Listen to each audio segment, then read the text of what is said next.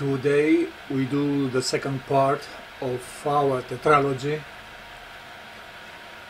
and this is a complex subject, complex discipline I would say, and takes a whole seminar to be able to unfold all the parameters, to be able to make a sense out of this. We'll try to squeeze time. We give some punchlines and definitions to be able to shorten the length of this seminar. I prefer to make it one segment than make it two, part one and part two. We'll be able to understand it easily as long as we follow and understand all the parameters and values connected with a philosophical discussion, a philosophical matter. We must know that in a philosophical discussion we need the narrative is comprised by 11 values. This is the first of all. It is the plasma of philosophy. All things in life is philosophy. This is the measure which give us a logical approach to it. Second is the discussion, the real discussion, the communication between the speaker and his audience. Third is the common sense. Should be a common sense, which sometimes does not need information and knowledge as long as it is evident that this is true. The fourth is the criteria. The fifth is ethics. Sixth, psychology. Seventh, the divine, which is part of the human knowledge. The eighth is biology. 9, the gods. 10, the tradition of nations around the world. And 11, the division. When we reach the 11th stage, we'll be able to make a division, and we put things where they belong, like a checker.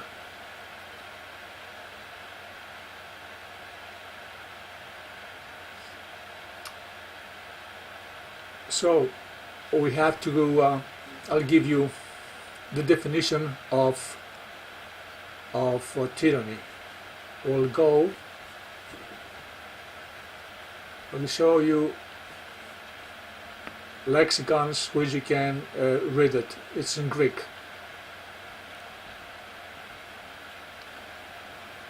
Etymological lexicon. This is by author is J.B. Hoffman. Here you can read about tyrannos. Liddell and Scott, this legendary lexicon, epitome of the great lexicon of the Greek language. Zoom it up and you find what is tyrannos as well. That 1500 written this etymologicon magnum lexicon, but that priest Gaisford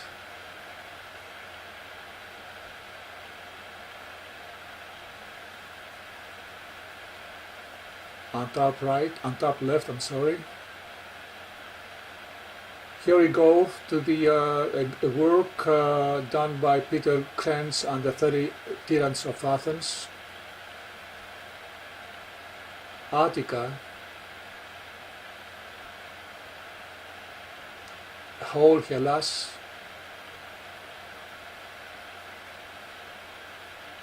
and the Magna Graecia is missing. This is the metropolitan Hellas that comprises the Ionian coast on the right, Hellespont, Euxin Pontos, where is the Byzantium, on top right, Epidamnos, Apollonia, you look around, Paeonia, on the north, Paeonia is the north state of the Paeonians, ancient Paeonians.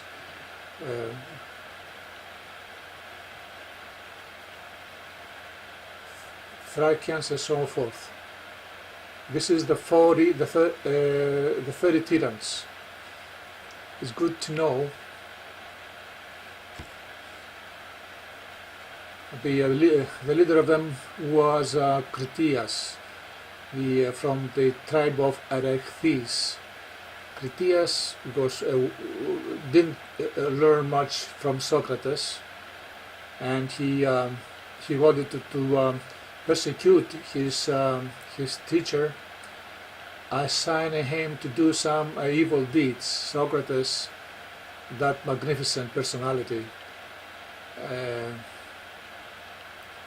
gave Critias a lesson, even if his life was in danger, because Critias threatened Socrates if he will not obey, he will be executed. Socrates wrote Critias' orders under his foot.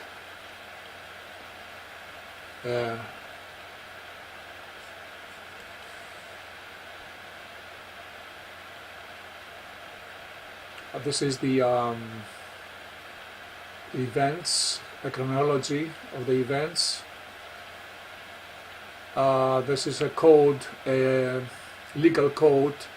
They talking about a Roman code, jurisprudence. Yes, but the original jurisprudence comes from the Greek literature, and this is the book. But we have to go and now see what tyranny, how tyranny is defined.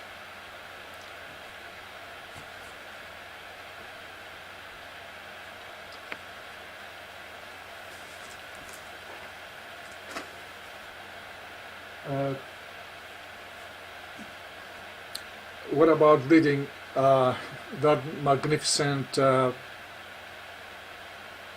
man, the French Voltaire? In his philosophical lexicon, he has a subject about tyranny, about craziness. I like to read it because craziness, perversion in human mind, is really part of human nature, and this comes because of his intelligence. His intelligence has been, if it's biologically, it has gone astray. The man is dangerous, and we see that tyrants were such kind of a man. But let us go and find out what he says. That excellent writer, his writing is enticing, really. He says about the what it means craziness. He says that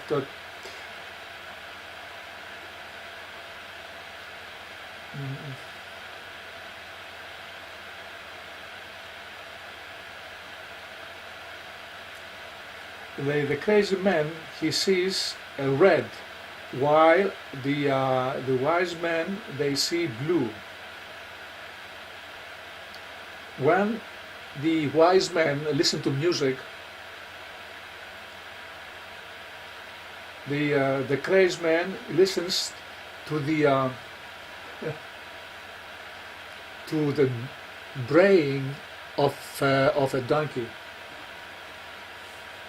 And this is true, because as Plutarch tells us about the king of the Scythe, Alteas, When Ateas captured the musician Ismenias, he ordered him to play his lyre, or rather his pipe, his avlos, or los, AULOS.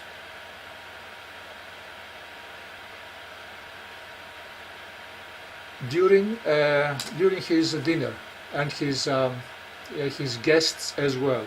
Once Minia start playing, his guests start applauding him enthusiastically. And Ateas turned to them and said, "Honestly, gentlemen, I swear that when my horse brays, I feel more pleasure than listening to Ismenias music." But, yeah, his brain has got something to do with his intelligence as well.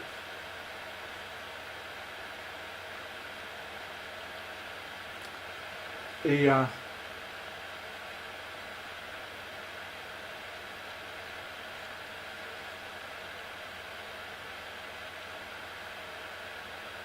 The crazy man, he thinks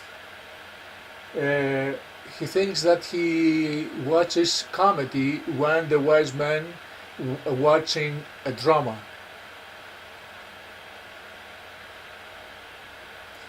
And his soul must be thinking of different from other men's do.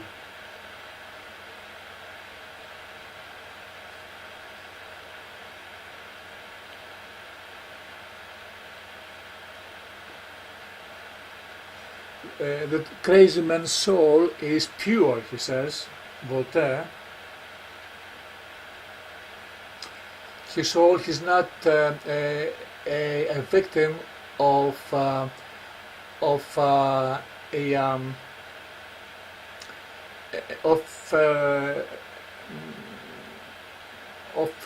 crazy nature.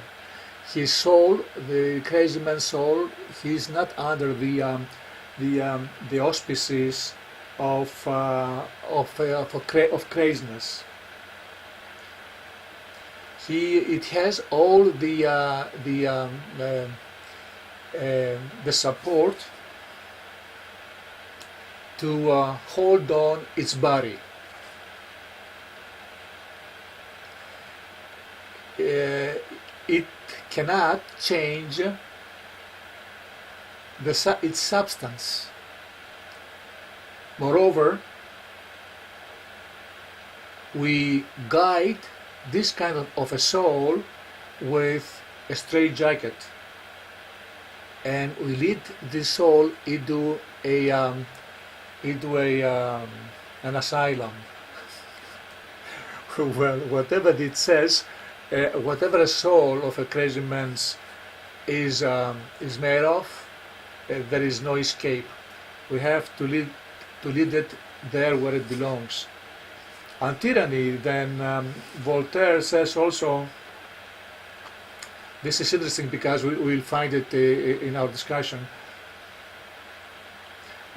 Says Voltaire, on tyranny, we discern the tyranny of one and the tyranny of many.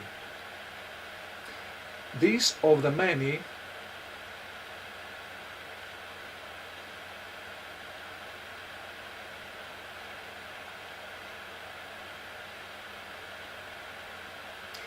would be a tyranny of a body which would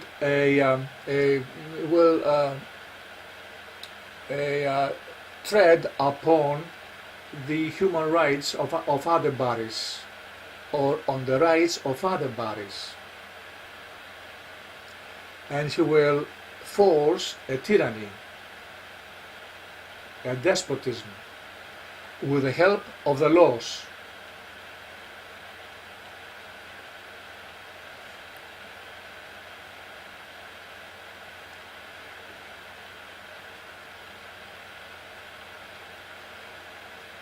there is a difference between the tyranny of one and the tyranny of many, he says. Under which kind of a tyranny would you like to live under? Under of none.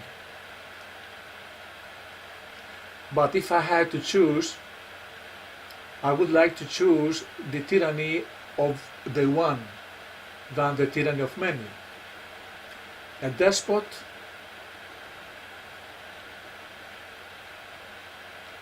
has always some good moments,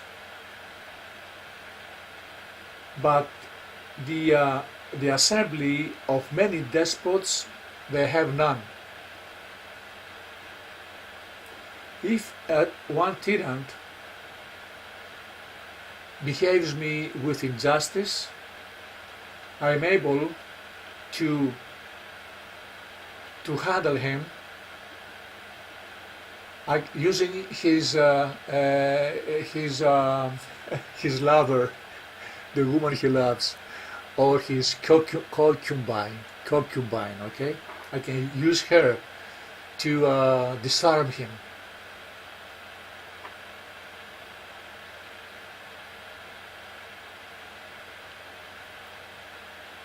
I can use also his confessor,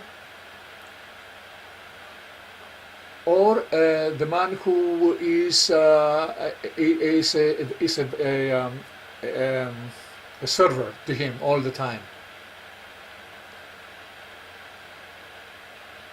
But when you are in the company of many despots,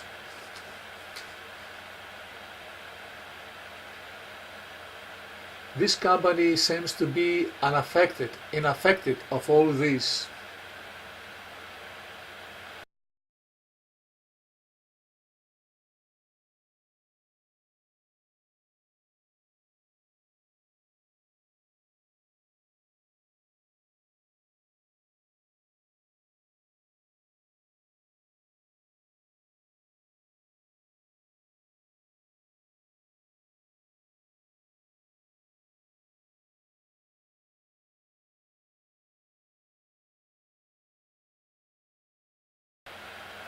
When we will see later on, as we progress, this is true.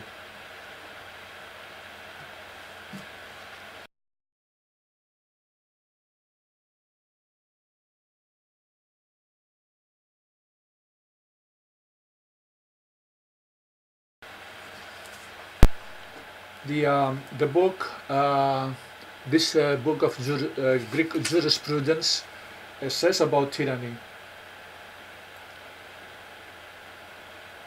Bad people, traitors of the divine, they are called, these people and all their generations or their descendants. The tyrants, they were ostracized. Cleomenes, king of Sparta, Athenians, they drove out of the cities those people and their descendants.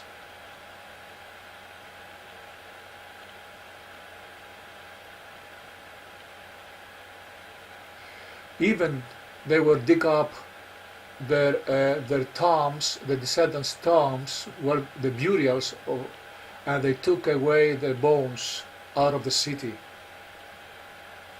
They threw them out of the walls. Yes, tyranny is it's really a cruel situation.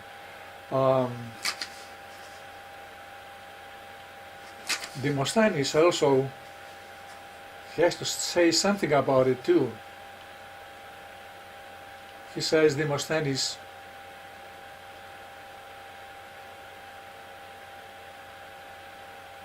it's very horrendous and dangerous to be living under a tyranny.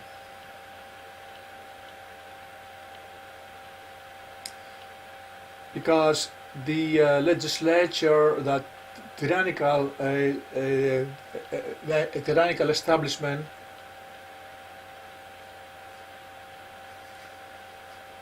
because they enforce those laws and they manipulate those laws according to their will.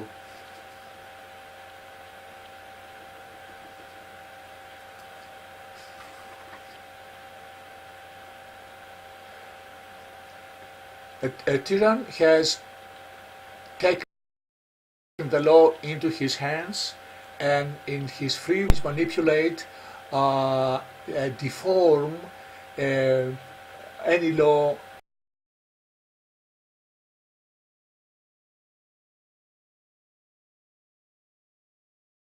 in the city. So, gentlemen, tyranny is not good.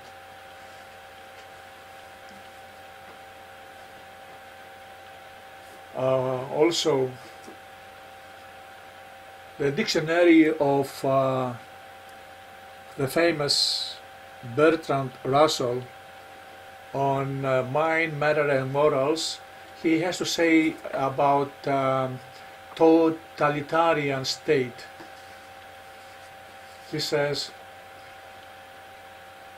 in a totalitarian state, such events as the rise of Buddhism or Christianity are scarcely possible, and not even by the greatest heroism can a moral reformer acquire any influence whatever. This is a new fact of human history, brought about by the much increased control over individuals which the modern technique of government has made possible. It's a very grave fact, and one which shows how fatal a totalitarian regime must be to every kind of moral progress. I don't agree with Buddhism, because Buddhism is an ethical system. Okay.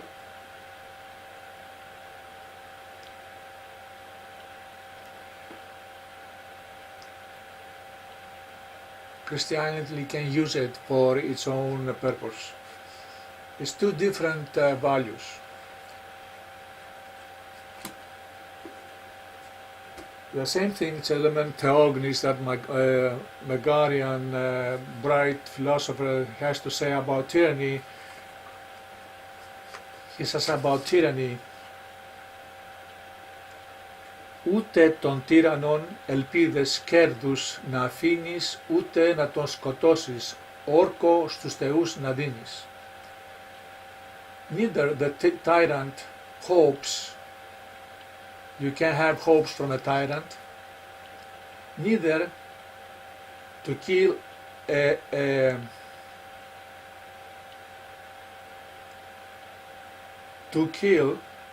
the gods, to swear to the gods that you can kill them.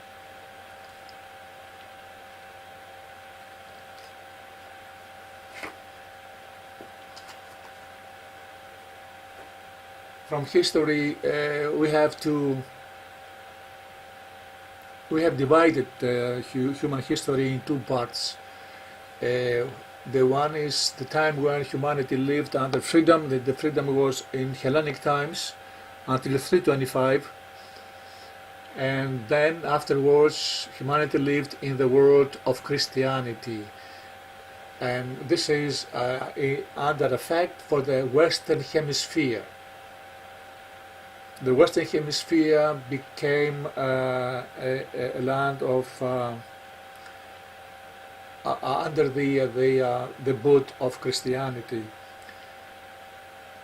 So tyrants of those two hemispheres, the first one of freedom, the other one of manipulation and mental.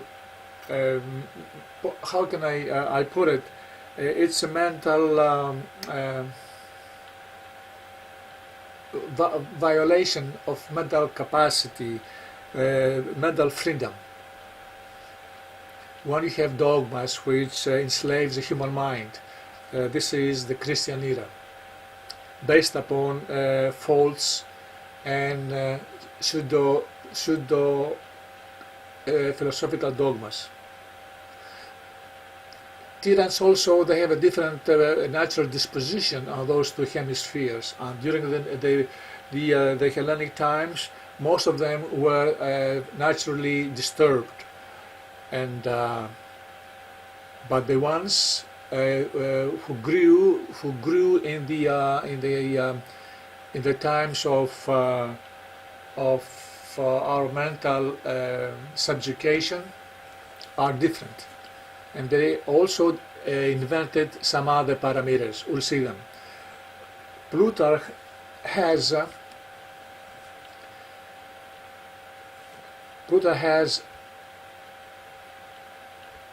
here we are.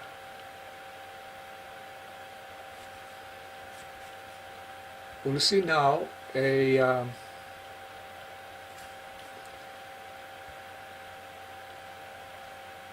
I'm trying to get to a list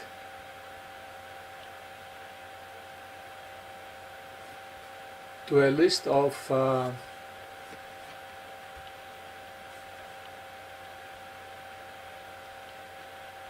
tyrants that Plutarch has left for us to examine.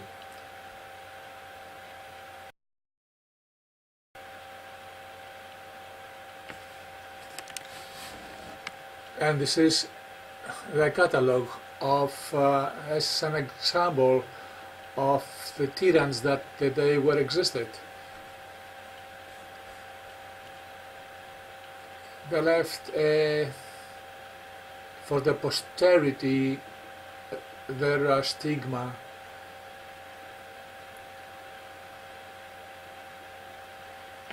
The Theban tyrants, Asopodoros, Ataginos, Timagenes, what they did during the Plataean War.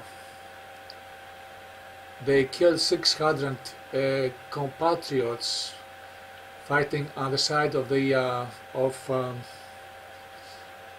Mardonius. The Thessalian house of the Alewade, with his three sons, Thorax, Evrilaos, and Thrasideos, they were with the side of the Persians as well. Aristodemos, the alien,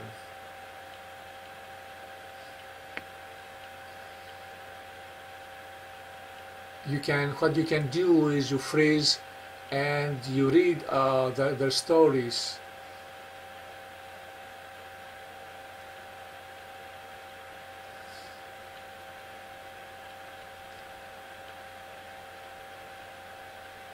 Leandros, Archesilaos,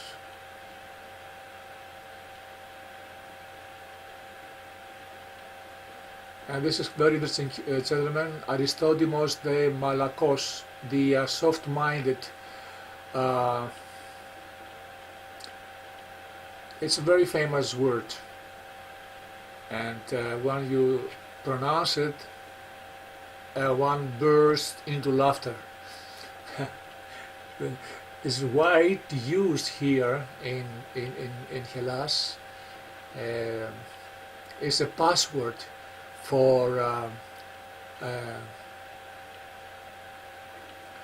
feeling easy with each other. You cannot say it to a man who you don't know, but you use it very freely to anybody else, just to touch bases with them. That man was really soft-minded, and listen how interesting it is, the definition of it.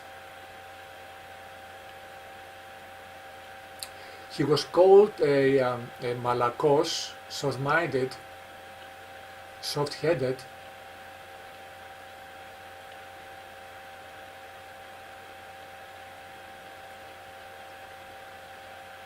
because he could not understand the truth, the right of wrong.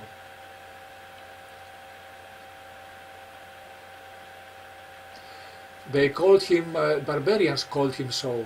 Imagine how stupid he was, that even the barbarians who didn't speak Greek couldn't call him so, because he could not make inroads in communicating with this guy. The famous as well Alexandros of Phere, Tyranny of Phere, which Plutarch says he'd better change his name because he has defamed the great name of Alexander the Great.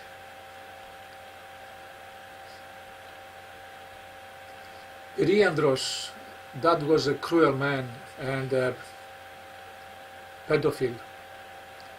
But we have something else, a tyrant that was elected by the people of Mytilene in Lesbos. Pittacus became one of the 7 wise men.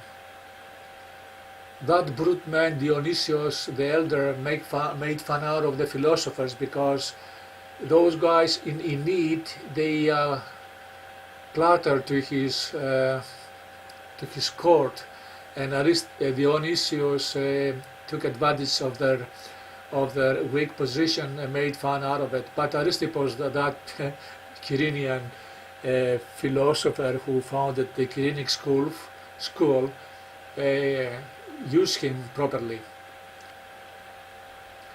Cassandros, that also brute and abhorrent man who found he met his fate, the one he deserved. Sulla, another one. And now we come to stupid people by nature, that was naturally defected biologically. One of them was Caligula. The other one was Cambyses. Caligula, then was Cambyses, the king of Persia. Another one was Ochos, Artaxerxes or Ochos. There's another one, we'll meet Arcadius. Artaictes, satrap of Hellespont. Constantine the First, the catacomb called him great. He was great for them because thanks to him they found a footstep in the history of mankind, and their hegemony became the disaster of the Western Hemisphere. Terror, persecution, bloodshed. Here is Arcadius, and all the Byzantine emperors except Julian and the house of Conon, the Leon, the guy who took the name Leon, I think the 3rd or the 5th, I don't know, Leon, and then Constantine the 5th, his son. The iconoclasts. Tlacael, Mexican king.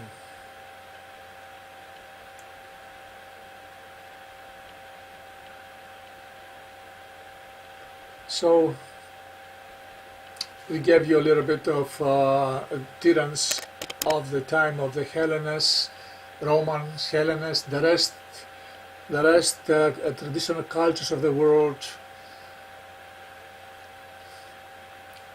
and I'm giving you now another list of the modern day, of the Christian era day crazy people. Tyrants really hard and cruel and persecuting people. Pol Pot, Timur the Great Mongol, King Leopold II of Belgium, Mao Zedong, Idi Amin, and coming just recently the president of businessmen of the United States of America, Donald Trump. I call him so because he is a businessman. He has took control of the first power in our global village, and his mind is how to make money. He is a controversial person. and we are not sure we can rely on him. We can rely on some things, but we don't on others.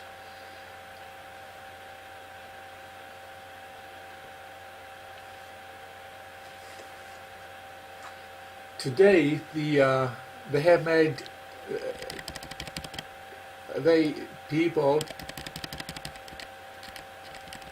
this civilization, in brackets civilization I mean, they have also invented different forms of tyranny. The banking system, that is the economic. The first was the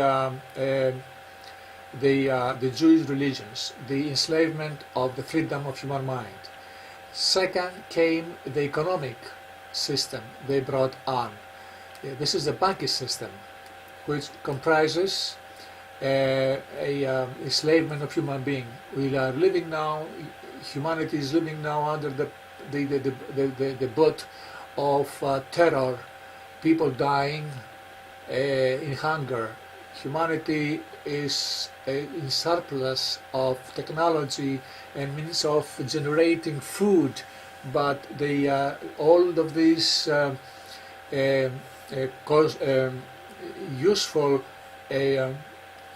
institutions of human well-being is being handled by corporations, by companies that their first interest is to make money at any circumstances, to base their goals and become in longevity achievement, to last for long.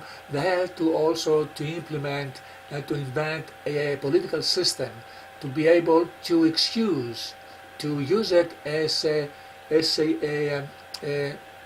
guinea pig for their excuse of having the system in running. And this is a political system, that one called a democratic parliamentary system. It is based upon a representation of the people. People, they have voice, freedom only to vote one time in 4 years. From then on, their representatives, they are speaking on behalf of the people, and they do whatever they want. A big example is modern Greece, the time we are living right now. I have to make a new video on this little devil system they are running right now for the last 8-10 years. That is incredible. They have crammed all the events of hundreds of years into 7-10 years of running under the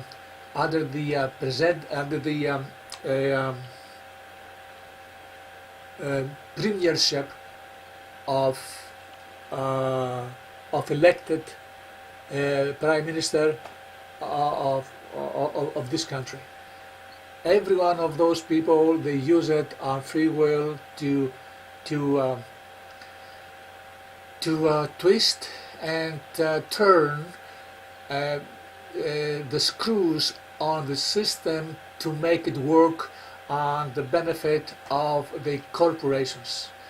Right now, people are suffering, and also they are confiscating their accounts, all the savings they have. If you owe money to the system, to taxes, to the banks, the government allows the corporations to jump in, and the same government as well. If you owe money to taxes to the government can move in and confiscate your earnings, your savings every month. If you live or die, they don't give a shit. Exactly, with a crown on its head. When you have a shit, put a crown on it to emphasize the brutality of their attitude. And nobody is talking about the European Union which is the governing body of the 27, how many states are under their sway, under their tyrannical ruling. They don't give a shit, and they encourage the system to proceed with this cruel attitude.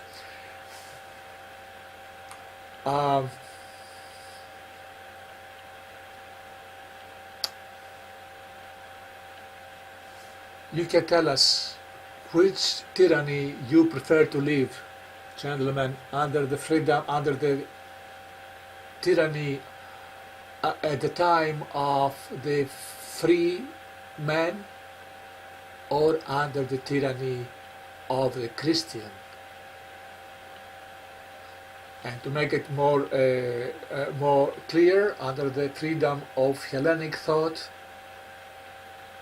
Hellenic political systems, or under the tyranny of the Christian morals and dogmas.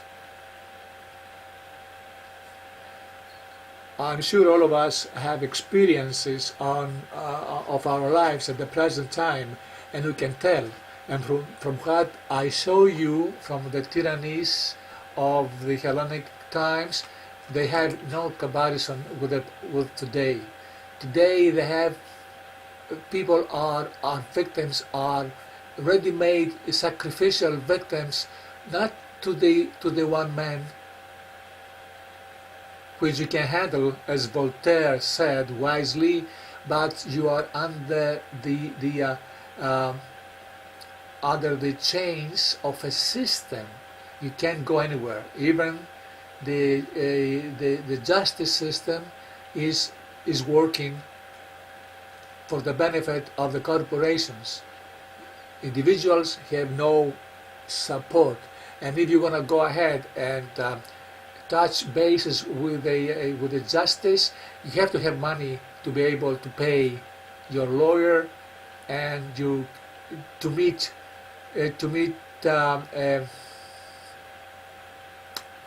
your voice of despair, and wait for the justice to make a just decision.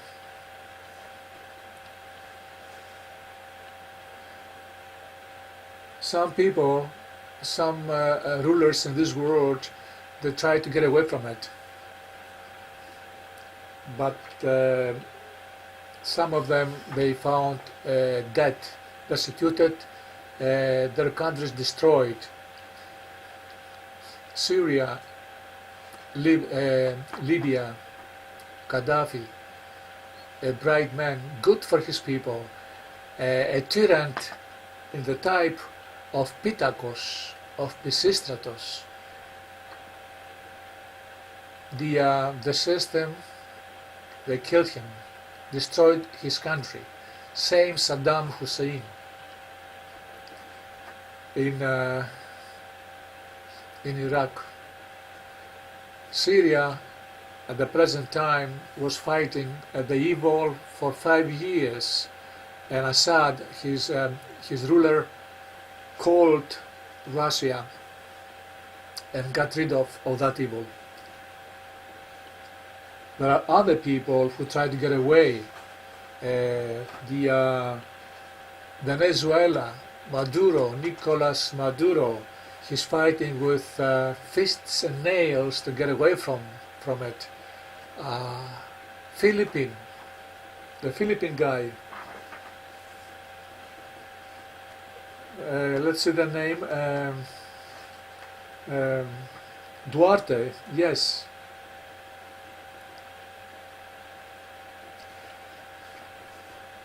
We have here in Europe too some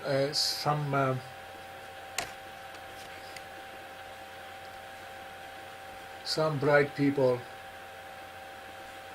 who are trying to get away from. It's Hungary, leader Viktor Orban. Also the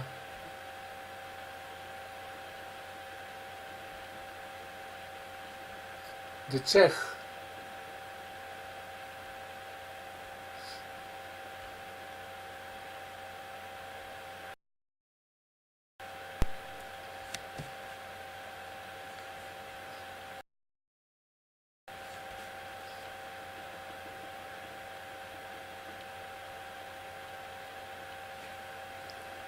At this time, so we're running right now, some nations want to get away from, like Catalonia in Spain. They want to get away from the European Union to be free.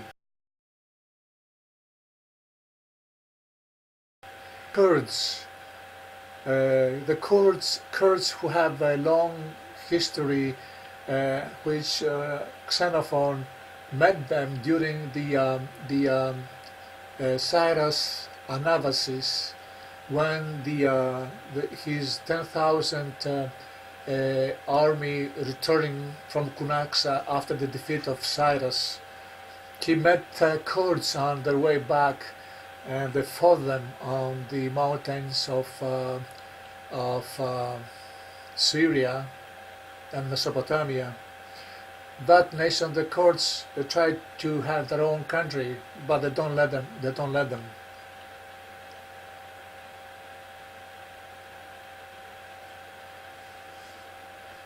So it's not easy to get away from the claws of the tyrant. But we have something, a brief light came into the time of the Christian era, and that was the time of the Renaissance. In the Renaissance, gentlemen, we could call the despots and the kings and popes tyrants as well. But if we see,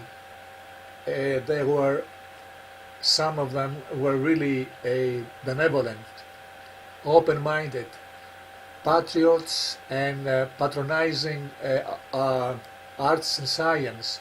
All the persecuted philosophers and freedmen, free-minded men, they found refuge in their courts.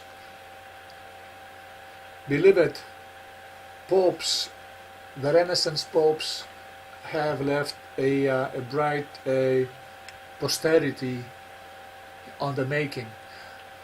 They proved to be the title of pope got nothing to do with Christian dogmas. The title was a political title. Unfortunately, they caught on a situation of mixed values, but they had to go through this one because they could not make it anything else to bring about the total freedom. Nicholas V, the first Renaissance Pope, Pius II,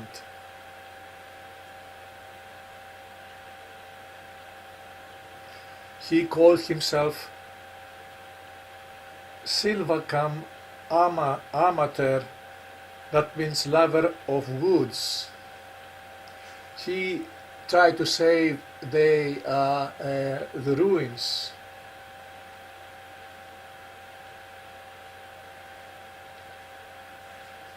Pope Paul II, who was Giulio Pomponio Leto,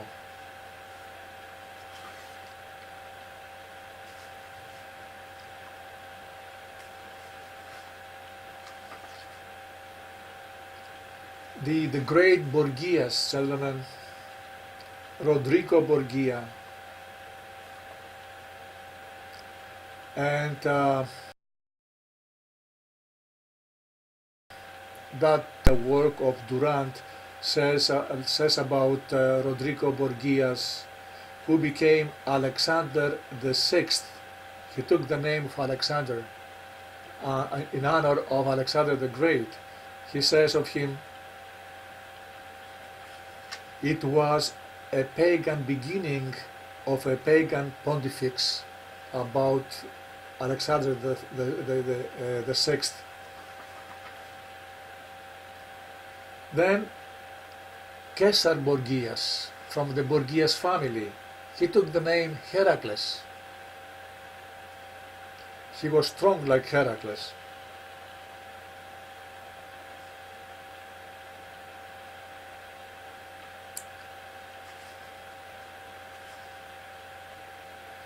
Julius II, the warrior, called him. They called him a Mars Pope. He took the name of the god Mars, Ares.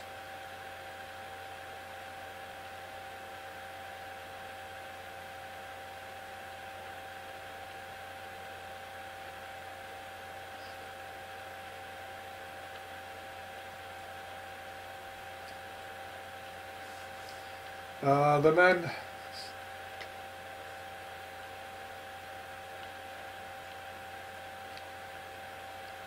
he was Giuliano della Rovere, that was his name.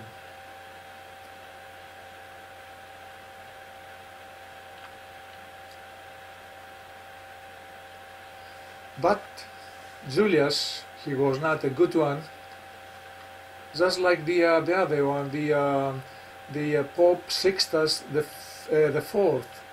After this guy persecuted the freedmen, Julius destroyed also a lot of ruins. He was a barbarian.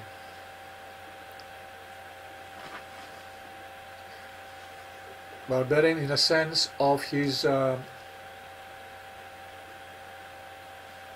attitude, because Christianity has its own values, right?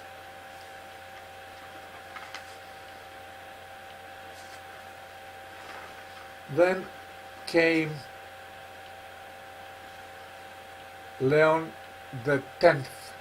Leon the Tenth called Pallas. That was the magnificent Giovanni de' Medici.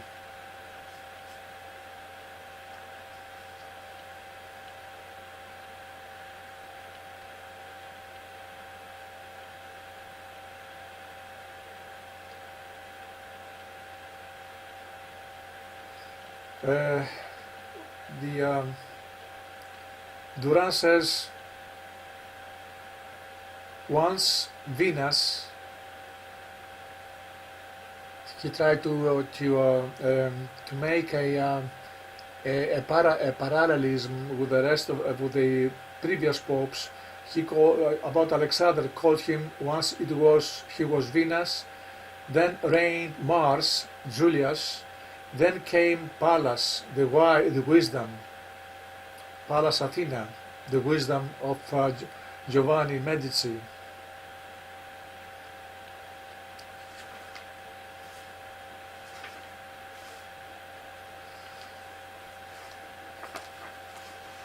Also, we can call them tyrants, those big families, the despots during the Renaissance.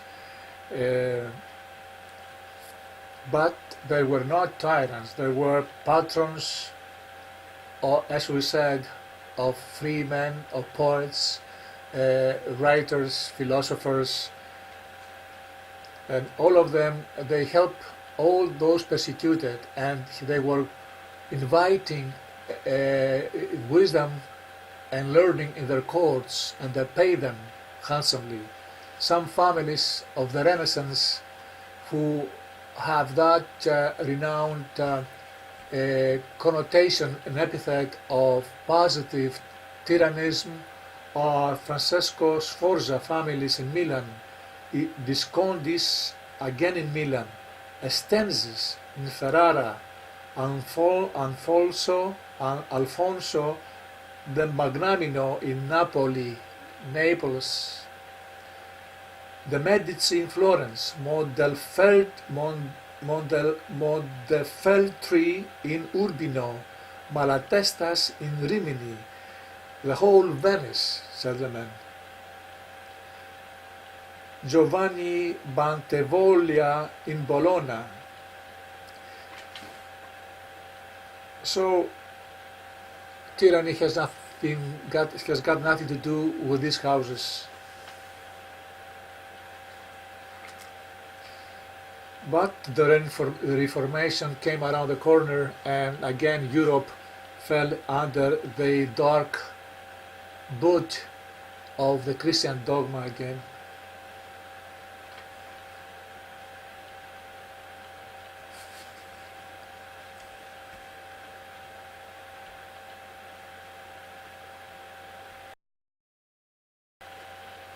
So, in concluding, we read about Aristotle's work on man. Man is different from the animal because he got nous. He's got his mind, his intelligence. He has a common sensory. The aesthesis ton ιδίων. He's able to understand, to make a conception of the αισθητήριων κοινών, the common sensory.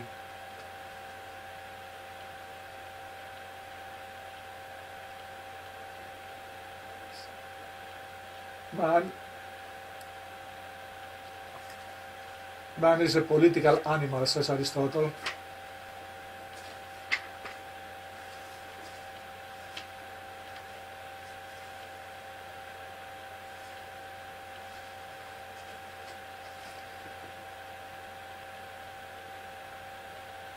But the political animal that he's not able to handle his own affairs for his own good and interest.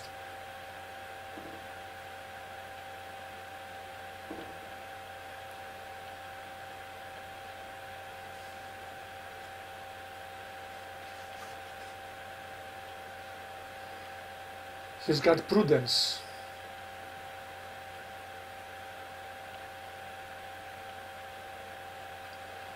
He's got arbitrarily the freedom of the will and attempts to prove it by the fact that virtue is voluntary and that we are universally held accountable for our actions.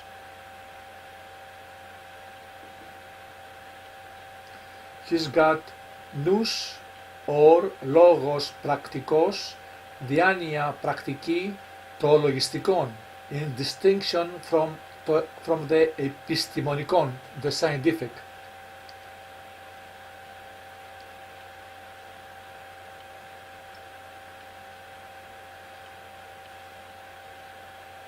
With such great tools, intellectual tools, man should be able to run himself in eudaimonia, in happiness, but instead he runs backwards.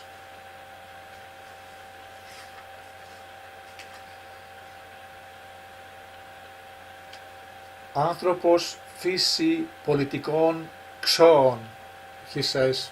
Man is a political animal.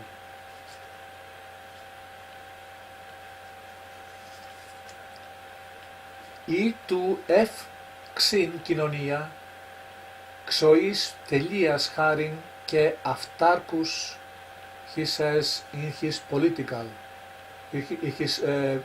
work. Consequently, the state must by its very nature come before the individual and the family, just as indeed the parts of any whole are determined by the whole as the aim which they subserve. Since then, virtue forms the most essential constituent of happiness, Aristoteles, like Plato, sees the chief function of the state in the education of the young to virtue. And this is absolutely in contrary to what is happening right now, because they don't study Aristotle. And let's see the systems which Aristotle defines for the human social life. He says that he enumerates 6 chief types of constitutions: kingdom, aristocracy, polity, which is also which is also called democracy, or I'm sorry, timocracy, the the bunch of the most capable, and democracy, oligarchy, and tyranny, which is called οι μαρτύμενε παρεκβάσεις. Οι μαρτύμενε παρεκβάσεις. That means it's a diversion of the rule of law, tyranny. It's a diversion. He says that monarchy arises naturally when one man surpasses all others in capacity. Aristocracy when a minority is so superior to all others that they are born rulers. A polity, that means a democracy, is formed when all citizens are roughly of equal merit. Democracy arises from the mass of the propertyless and free population have the guidance of the state in their hands. Oligarchy when a minority of rich and noble-born men rule the state, and tyranny when a single man sets himself up as a despot by the force of arms.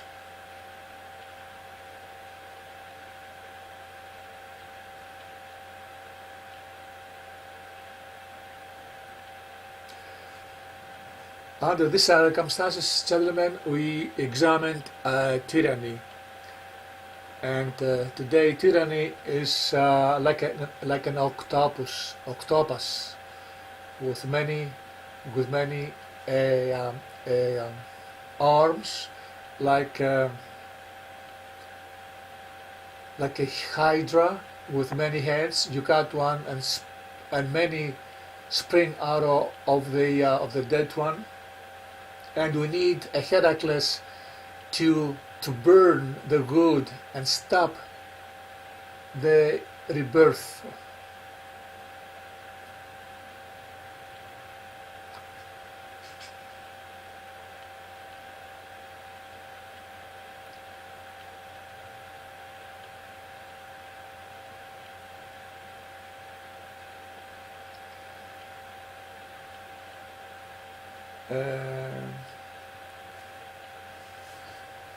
Plato says the best republic, the best state is a Greek republic. It's a Greek state. Why?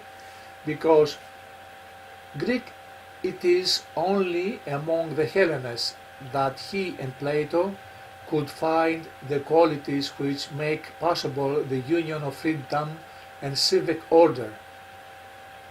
Republic because he can find the conditions of a kingdom only in the heroic age. That says that a man can find only under the Greek mentality a good state where he can live in peace and in justice. The Greek because it has the qualities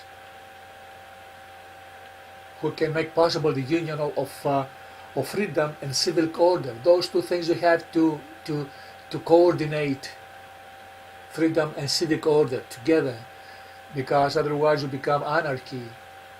And if you want to have a monarchy, this can be done also because Hellens had the monarchy in the heroic age.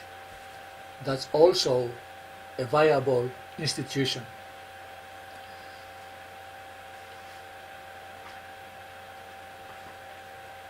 We examine tyranny, gentlemen, in a way of punchlines, because, as I said, takes a seminar and many other parameters based upon witnesses which can enforce a true a true result out of it. But today our day work, I guess, is sufficient and quite clear that the man is a terror.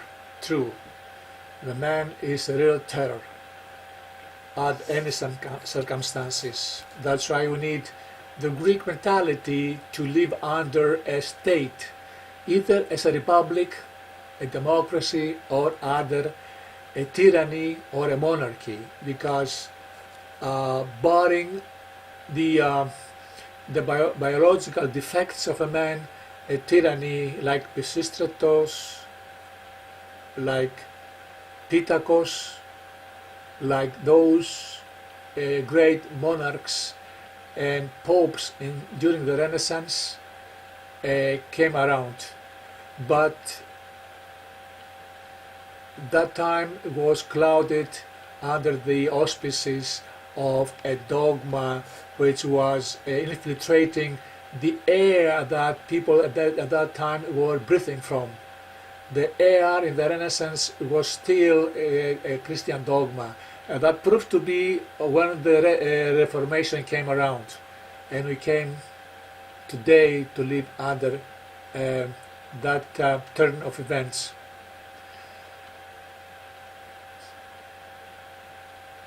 Till next time, bidding farewell.